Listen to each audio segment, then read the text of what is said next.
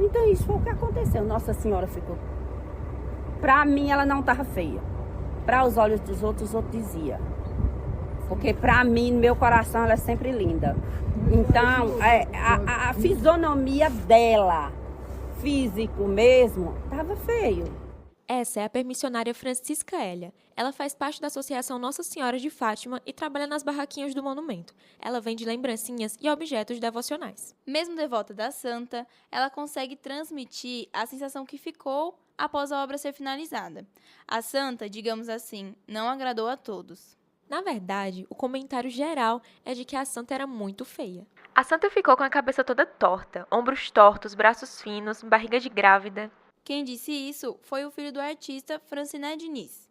Franciné é citado em várias reportagens da época como o principal responsável pela obra. Diante dos comentários sobre a estética da santa, a gente decidiu ir atrás dele. E deu um trabalho danado. Nossa reportagem conseguiu primeiro o contato do filho do Franciné, é filho. Isso mesmo, gente, o nome dele é filho de Franciné. Enviamos uma mensagem perguntando se o pai dele topava conversar com a gente sobre a construção e de cara ele topou. E ainda trouxe essa descrição que você ouviu há pouco. Mas afinal, o que aconteceu para a Fatinha ficar assim? Meu nome é Nayara Nascimento.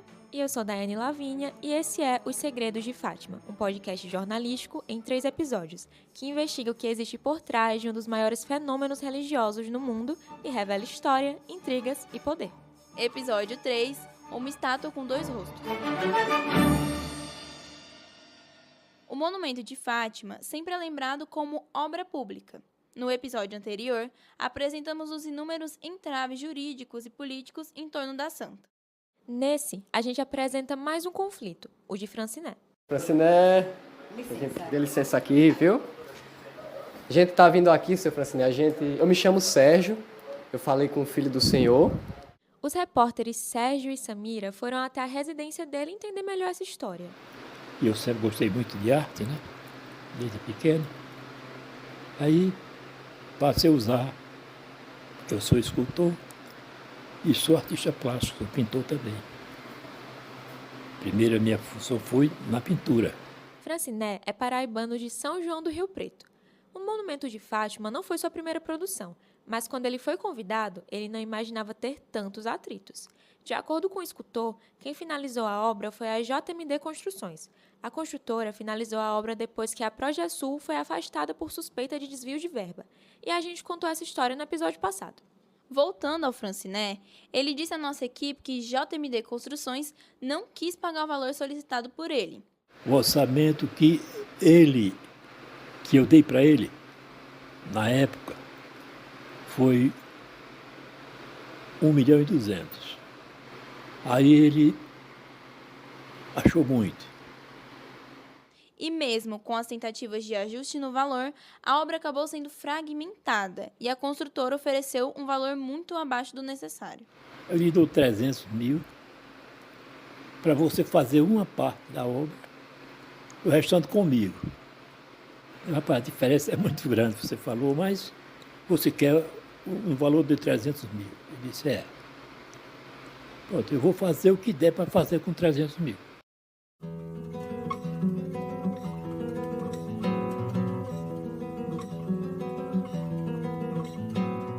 Como toda investigação que envolve dinheiro público, a gente mergulhou nessa documentação, tentando encontrar os valores e os acordos firmados entre a construtora e o escultor. Mas os únicos documentos que apareceram foi o contrato entre a Secretaria das Cidades e a JMD Construções. O que o Franciné explicou foi que ele ficaria responsável apenas por uma parte da imagem. Todo o restante da obra estaria sob responsabilidade da empresa, que, segundo ele, não contava com o escultor na equipe, só arquiteto. A dimensão da escultura exigia um trabalho técnico minucioso, e isso ajuda a entender por que qualquer mudança no projeto poderia afetar o resultado final. Cada detalhe deveria ser pensado para ganhar altura e sustentação.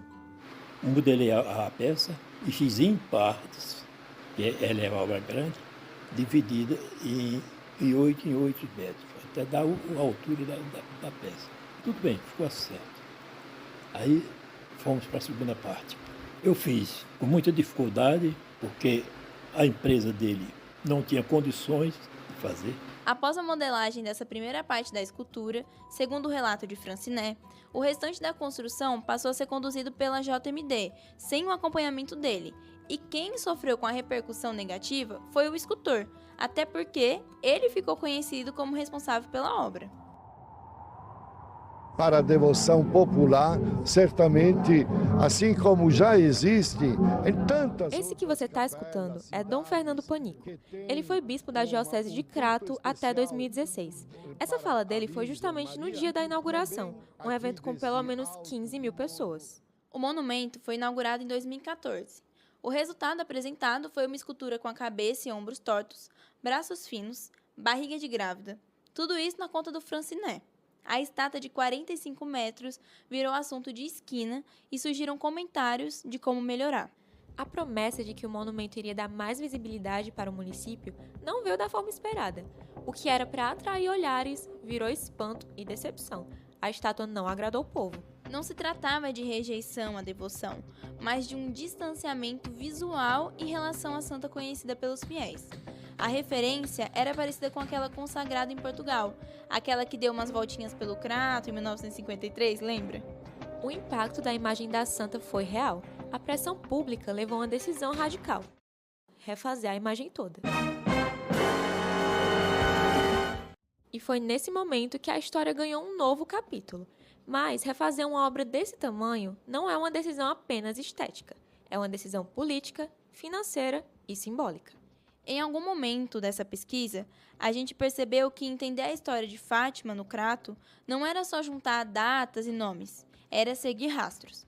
E quando você começa a perguntar sobre quando surgiu a ideia da reforma, aí você descobre que a ideia nasceu do pedido da própria população, que puxa uma história dos permissionários que ocupavam o espaço do monumento e que também leva à administração do espaço, que esbarra na questão do terreno, que abre discussão com o poder público, que termina num projeto técnico que, por sua vez, precisava de alguém capaz de executar algo que quase ninguém tinha feito antes.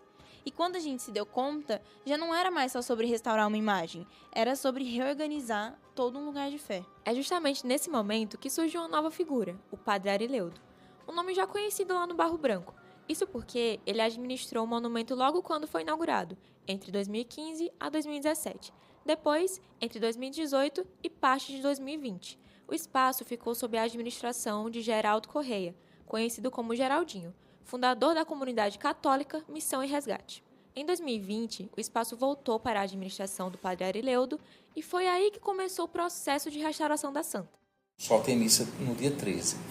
A missa ali de 5 horas da tarde, não tinha muita gente, não tem estrutura também, né? Não tinha aquela praça, era só a imagem.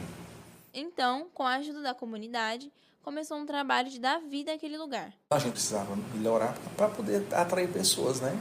Um espaço que não tem um atrativo, que não tinha um local para acender uma vela. Então a gente fez o velário e fomos começando a divulgar as missas. A partir desse contato com a comunidade e com os permissionários que trabalhavam naquele espaço, o padre começou a escutar burburinhos sobre a santa. Depois de presenciar tantos pedidos para mudar a imagem, ele decidiu tomar a frente do movimento para restaurar a fatinha. Então começa todo aquele processo que a gente já sabe. Pede à prefeitura e vai atrás de verba e doações. Nesse meio tempo, ele começou a buscar por alguém capaz de assumir o desafio de reconstruir uma santa daquele tamanho.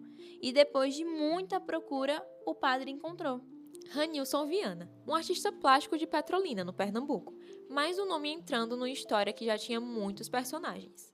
E eu encontrei o Ranilson, né, no Instagram, vi ele numa reportagem e aí pedi que entrasse em contato com ele. Depois desse primeiro contato, o gabinete do prefeito entrou em cena e fez a ponte oficial. A partir disso, o projeto saiu do papel e a reconstrução começou. Eu não sabia o cálculo real, né, as dificuldades que eu ia enfrentar, os obstáculos que eu ia enfrentar. Sabia que era grandioso e eu não estava, só estava pedindo a Deus que eu não tivesse prejuízo. E quando a gente começou a fazer o negócio, pegou uma proporção muito grande de obstáculos. E uma obra que era para eu cobrar X valor, eu cobrei a metade. Este é o Ranilson. Segundo as estimativas técnicas, se o mesmo projeto fosse realizado hoje, o investimento iria ultrapassar 7 milhões de reais, levando em conta o porte da escultura, os materiais utilizados e a complexidade do processo. Quando Ranilson recebeu o convite para a restauração da obra, ele sabia que estava diante de algo enorme, literalmente. Além de reconstruir um monumento que já era de 45 metros, para ele também significava construir reputações. Agora, Fátima não ganhava só uma nova fisionomia, mas também 54 metros de altura, tornando-se o maior monumento de Nossa Senhora de Fátima do mundo, segundo o governo do estado do Ceará. Nesse processo, ele enfrentou alguns desafios, custos elevados, imprevistos técnicos e decisões difíceis. E era para restaurar, mas quando a gente começou a fazer a pesquisa, viu que não tinha como restaurar nada, porque ela estava toda fora da proporção e um acabamento realmente bem diferente. E a gente pegou e só conseguimos trabalhar um pouco ali com a estrutura, com o estrutural da parte interna. Foi o que a gente conseguiu ainda aproveitar. A reconstrução foi contratada por cerca de 3 milhões e 200 mil reais. Olha só o preço para corrigir um erro, viu? Pois é, a estrutura da Santa foi feita por blocos dentro do ateliê do Ranilson, e as partes foram levadas para serem montadas no crato. As partes das primeiras peças chegaram em outubro de 2024, mas o início da montagem só iniciou em novembro daquele mesmo ano. Toda a obra e todo o material, até os equipamentos de montagem, foram providenciados pela empresa do Ranilson. Inclusive um guindaste. Sim, ele precisou comprar um guindaste especial só para conseguir erguer a Santa. Tem coisa que só a fé explica. Ou o dinheiro no bolso, né? Sejam todos bem-vindos a esse grande momento, reinauguração do monumento de Nossa Senhora de Fátima. A inauguração do monumento aconteceu em 13 de novembro de 2025. Foi pensada como algo grandioso. O momento foi apresentado como um novo marco urbano e turístico para o Crato. Toda a programação foi feita para celebrar aquele dia, com terço, missa e até show. Tinha moradores, fiéis de diversas partes do Brasil. E, claro, autoridades políticas, representantes religiosos, porque quando uma obra pública vira evento, ela também vira vitrine, né, querida? Mas, enfim, estavam todos ali, reunidos no alto do Barro Branco.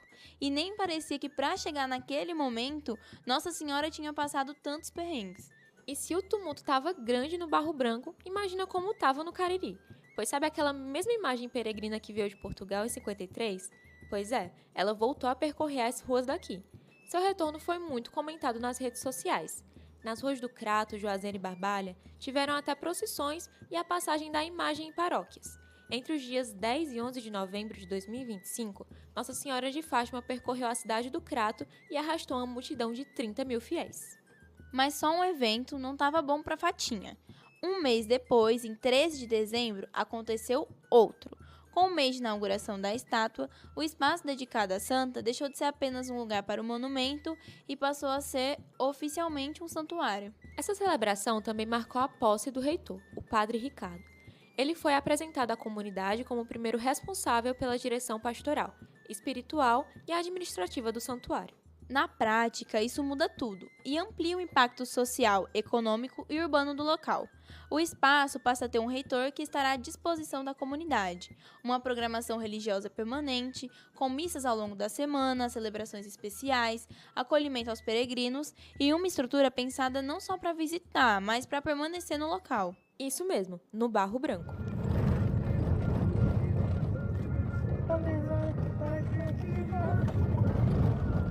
Essa que está cantarolando é a Nayara, que inclusive está aqui comigo.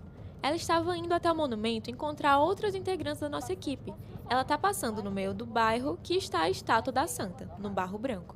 E para vocês entenderem como as mudanças acontecem rápido, ele se chama atualmente Bairro Nossa Senhora de Fátima. Terrenos em construção, muitos. Acho que eu já vi uns 3. É perto da unidade prisional feminina do Crato. As ruas muito esburacadas. Muito lixo nos terrenos baldios. Mas a gente está se aproximando de casas já. Pois é, Dai. Essas mudanças vão além da mudança de nome. Com a restauração da estátua e o aumento dos turistas, outras coisas têm mudado por ali. Quando eu fui lá, deu para perceber que há muitas obras, muitos terrenos à venda, casas, só que com muito pedaço sem pavimentação de asfalto, só pedras e barro. As impressões dizem muito sobre um bairro em desenvolvimento que acaba sofrendo várias mudanças, tanto positivas quanto negativas. Existe uma realidade antes da restauração e depois da obra. Esse bairro ele era visto como um bairro perigoso, né? Onde não tinha tanta habitação e pela população não ter tanto acesso ao bairro, ficava assim excluído, recluso, né? Distante do comum. Mas agora as coisas estão avançando. Mas há esse crescimento, foi muito bom essa revitalização que ocorreu no monumento, porque trouxe essa questão do turismo religioso. O bairro é muito bom, porque fica visto até mesmo para os comércios locais, infantil, que antes era menor e se expandiu, lanchonetes, esse tipo de empreendimento. Domício Bastos, morador há mais de 5 anos nesse bairro, trouxe essa visão para a gente de quem vive naquele local diariamente. Na entrevista que fizemos por videochamada, ele compartilhou sobre a procura que há no local. São todos terrenos à venda. Aonde no início, há 5 anos atrás, quando eu cheguei, não havia nem essa questão da procura tanto para adquirir um terreno por ali. E hoje sim, hoje a procura é um dos bairros que estão crescendo exponencial. Mas claro, ainda tem coisas a melhorar. De fato, ônibus não tem esse acesso. Porém, está em estudo uma revitalização ainda do bairro, né, em torno do monumento. Além de Domício, decidimos ouvir mais uma pessoa do bairro, alguém próximo da gente, e que pode nos trazer mais um panorama de como aquele local está. Eu sou morador do Barro Branco há mais de 10 anos. Acompanhei de perto todas essas transformações, desde a antiga estátua até a construção da nova. Vivendo aqui, dá para perceber que ainda existe muito a ser desenvolvido, principalmente na questão do transporte. Para ir até Juazeiro, por exemplo, ou a gente paga uma tow-pick para descer a ladeira, ou precisa ir a pé. Esse alguém é o Claudenísio, um dos nossos repórteres que vocês já ouviram antes. Ele vive nesse espaço diariamente, acompanha as mudanças e sente na prática os impactos desse crescimento. Viver nesse território é também observar, no dia a dia, como o espaço vai sendo ressignificado. O que antes era apenas um caminho de passagem, hoje se torna ponto de parada, de visita e de circulação constante. E essa mudança não aparece só nos discursos oficiais ou nas promessas de desenvolvimento. Ela surge no cotidiano, no fluxo de pessoas, no barulho, no movimento que passa a fazer parte da rotina de quem mora ali. Hoje em dia dá para perceber claramente essa diferença. Depois da inauguração da Nova Santa, o movimento aumentou bastante. Quando a gente passa em frente, consegue ver muito mais pessoas do que antes. Mais carros, mais gente visitando, tirando foto, para conhecer essa grande imagem de Nossa Senhora. O monumento passa então a ocupar um lugar central não só na paisagem, mas também na dinâmica do bairro. Antes era tudo mais vazio, mais silencioso, poucas pessoas passavam por lá. Agora, principalmente nos fins de semana, muda completamente. Tem dia que parece outro bairro. A Santa acaba trazendo esse fluxo, esse olhar de fora, que antes não existia com tanta força. Nesse processo de crescimento, paramos para pensar sobre processos urbanos que ocorrem quando um bairro passa a ser olhado como investimento, o tesouro no fim do arco-íris ou nos pés da Santa. Um desses processos se chama gentrificação. Nada mais do que um local que acaba se tornando muito valorizado e investidores expulsam as pessoas mais pobres daquela localidade por chamar outras pessoas com maior poder aquisitivo, para colocar ali um grande polo de ricos. E nessa, não basta só a fé na Santa que opera milagres. É preciso pensar e acompanhar esses desdobramentos, porque nem tudo é resultado positivo do turismo religioso e nem sempre todo mundo sai ganhando. Às vezes, pessoas perdem e a gente só se dá conta depois que passa o vislumbre. Não podemos afirmar que o antigo Barro Branco sofra com a gentrificação, mas andamos por aqui como jornalistas, observando os detalhes da nossa santinha e se inquietando com as coisas. O monumento de Nossa Senhora de Fátima continua ali, visível de vários pontos do crato, alto o suficiente para ser referência geográfica e simbólico o bastante para provocar debates que ainda estão longe de terminar. Talvez porque monumentos não sejam apenas sobre religião. Eles também falam sobre poder, sobre visibilidade, sobre o que uma cidade quer mostrar para quem chega. Nossa Senhora de Fátima deu muito o que falar nesse Cariri todo, e ainda vai render mais. Naquela estátua, podemos ver a visão de uma mudança para o atual bairro Nossa Senhora de Fátima e para o Crato. Mas no fim das contas, essa história nunca foi só sobre a estátua de uma santa, foi sobre poder. Sobre promessas de campanha, sobre dinheiro público, sobre decisões de gabinete que viram concreto no meio da cidade. Só que processos passam, gestões mudam, mas a estátua fica. E fica ali, gigante, olhando pra gente, como se fosse só fé, mas não é. Cada monumento desses começa muito antes do cimento. Começa numa ideia política, num interesse mal explicado, num recurso público que muda de rota. Ao longo desse podcast, a gente falou sobre tanta coisa e vimos que até a fé passa pela máquina pública. Até o sagrado tem orçamento. E às vezes, até Nossa Senhora precisa responder na justiça. Esse foi nosso último episódio. A gente espera que alguns segredos de Fátima tenham sido apresentados. E da próxima vez que você passar por uma estátua ou um monumento gigante, seja qual for a cidade, talvez valha a pergunta: qual história há por trás dessa obra? A gente pensou nisso com a estátua de Fatinha e olha onde chegamos. Quem sabe você encontra uma boa história também. Este é um trabalho experimental da turma de Laboratório de Radiojornalismo 2025.2 da Universidade Federal do Cariri, orientado pelo professor Tiago Coutinho.